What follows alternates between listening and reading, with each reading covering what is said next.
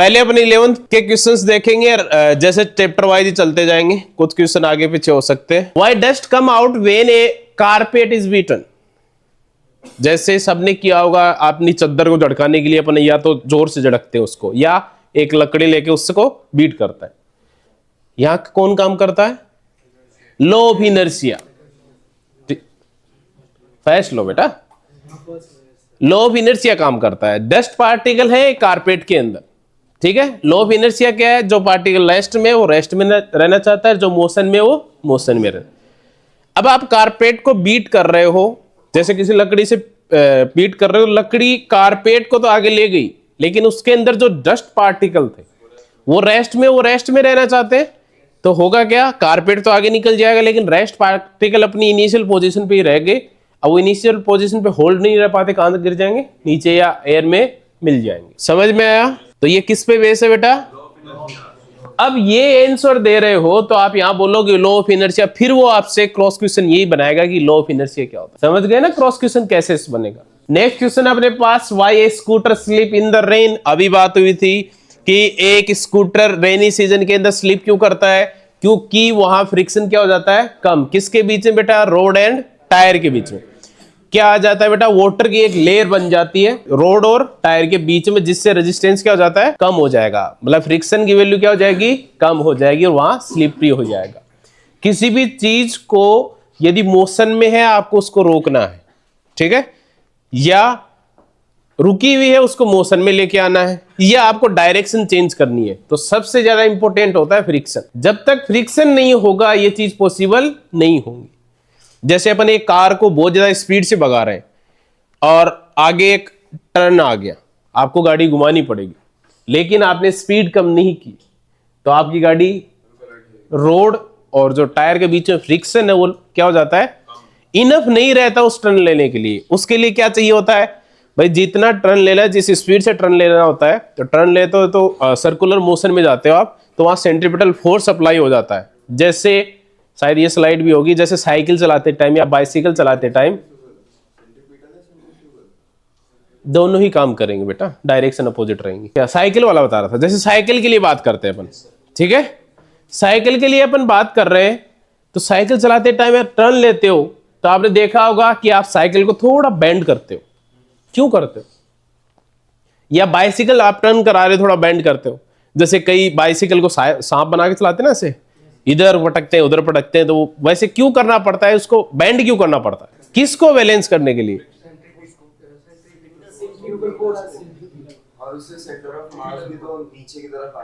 देखो, centrifugal force को balance करने के लिए, प्लस आप मोशन में लेके आ रहे हो तो आपको इंक्लाइन एंगल बनाना पड़ता है, जिससे आपका सेंटर ऑफ मास है ना, वो क्या रह पाए? एक कंट्रोल पोजीशन पे रह पाए। कंट्रोल पोजीशन वो मतलब बैलेंस कर पाए किसको? सेंट्रीफ्यूगल फोर्स को। समझ में आया? तो ये सब किसके एग्जाम्पल हैं जो मैंने अभी दिए थे? ये सब इनर्शिया के अकॉर्डिंग आते हैं। इनर्शिया ही काम कर रहा होता है। जैसे कोई चीज मोशन में है, वो मोशन में ही रहेगी, ये इनर्शिया बोलता है, लेकिन वो रुकेगी कब? जब उसमें फ्रिक्शन लगेगा। अब ये फ्रिक्शन ही कम हो जाएगा तो स्लिप होने लग जाएगी। समझ गए? अरे कॉन्सेप्ट समझ में आया सबको? चलो नेक्स्ट बात करते हैं अपन। वाई साइकिल आई गए, ठीक है, साइकिल या मोटरसाइकिल कुछ ही पूछ सकता है, अपन टर्न के अंदर बैंड क्यों करते हैं। समझ गए ना? क्या लिखा हुआ है? Cycle bend the inward will taking the turn maintaining balance, ठीक है, बैलेंस को मेंटेन रखता है। When turning a centripetal force is needed to change direction by bending the cyclist shift the centre of gravity.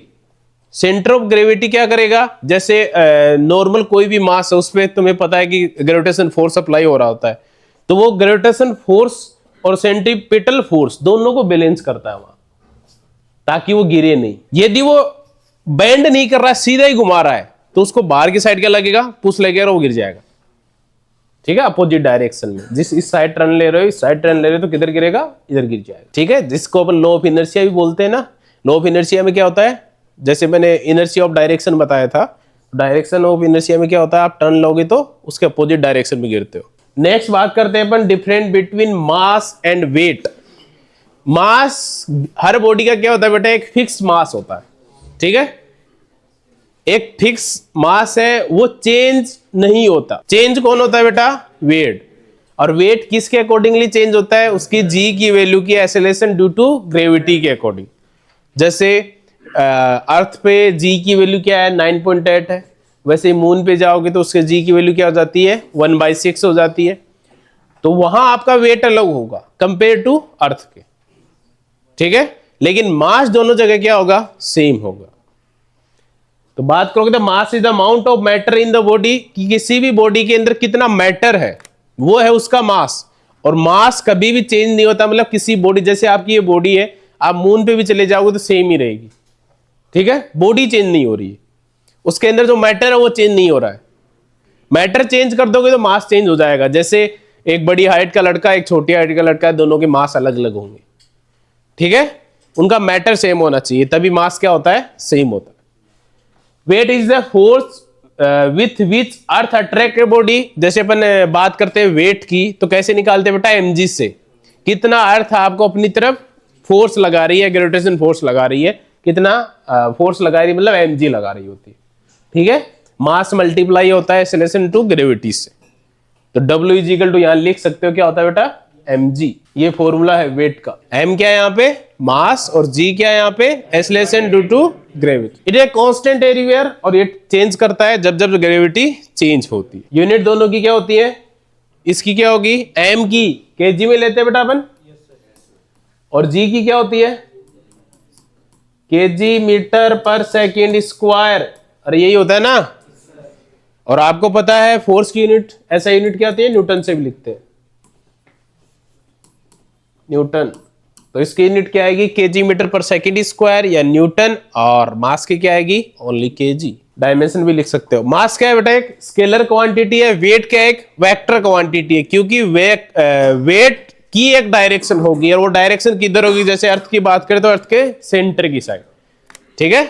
Wait की एक direction होती है, जबकि मास की कोई डायरेक्शन नहीं होती। इसलिए मास का एक स्केलर क्वांटिटी है, जबकि वेट क्या अपना एक वेक्टर क्वांटिटी। ये देखो लिखा है मेजर बाय बीम बैलेंस।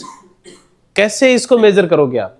पहले ये बताओ, जैसे अभी आपके अंदर, जैसे आप कभी भी किसी भी मेजर किया होगा आपने अपना वेट। अरे जिम वगैरह जाते हो तो कहीं तो देखा होगा अपने अंदर वेट कितना है, पता होगा ना। तो वो तुम्हारा मास है कि वेट है? आधे बोल रहे मास है, आधे बोल रहे वेट है। वो वेट है तुम्हारा, वेट होता है। वेट मशीन को वेट मशीन बोलते हैं, ठीक है। अब वो तुम्हारा वेट है। अब तुम्हें निकालना क्या है बेटा? मास निकालना। तो यहां वेट से मास कैसे निकालोगे? जी से क्या कर दोगे? सिंपल सा है ना। और वेट निकालने के लिए अपने पास वेटिंग मशीन होती है, ठीक है। और वेटिंग मशीन किस प्रिंसिपल पे काम करती है बेटा? स्प्रिंग बैलेंस पे काम करती है, ठीक है। जैसे छोटे बच्चों के लिए आपने देखा होगा एक छोटा सा वो आता है खिलौना, नहीं वेट। आप जब छोटा बच्चा होता है ना तो उसको जाके किसी मशीन में नहीं रखते, एक ऐसे उठाने का आता है, उसके अंदर एक स्प्रिंग आती है जो वेट बताती है कि इस छोटे बच्चे के अंदर कितना वेट, ठीक है ना।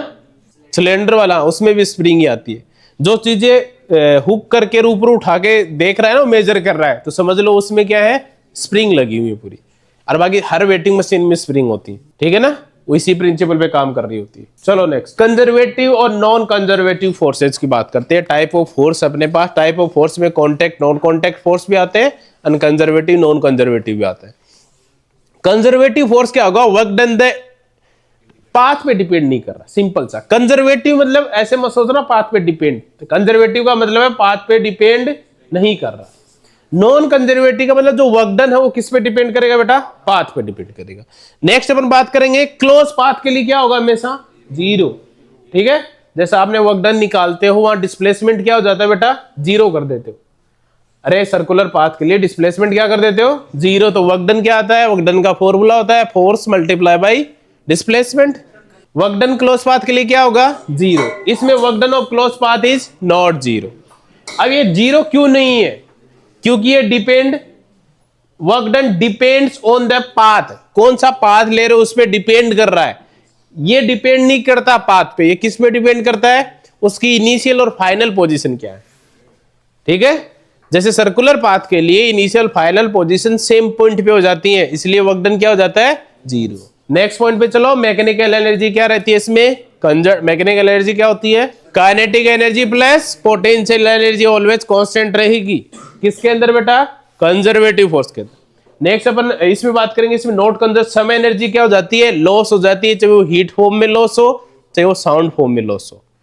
ठीक है, नेचर के अंदर लगभग यही चीजें पढ़ते हैं। कौन सा फोर्स पढ़ते हैं, नॉन कंजर्वेटिव। एग्जांपल के लिए जैसे ग्रेविटेशन फोर्स हो गया, इलेक्ट्रोस्टैटिक फोर्स हो गया, स्प्रिंग फोर्स हो गया, किसके अंदर है बेटा, कंजर्वेटिव फोर्स के अंदर। और नॉन कंजर्वेटिव फोर्स के अंदर कौन कौन से होंगे, फ्रिक्शन हो गया, एयर रेजिस्टेंस हो गया, विस्कस फोर्स हो गए। अब फ्रिक्शन की बात करोगे तो आप जब दो सरफेस फ्रिक्शन में है तो तुम्हें पता है वो आपस में, जैसे आप अपने हाथों को ही देख लो, हाथों को ऐसे करो, थोड़ी देर में क्या हो जाते हैं, गर्म हो जाते हैं। मतलब कुछ एनर्जी किस में लॉस हो रही है, हीट में जा रही है, सिंपल सा। ठीक है ना।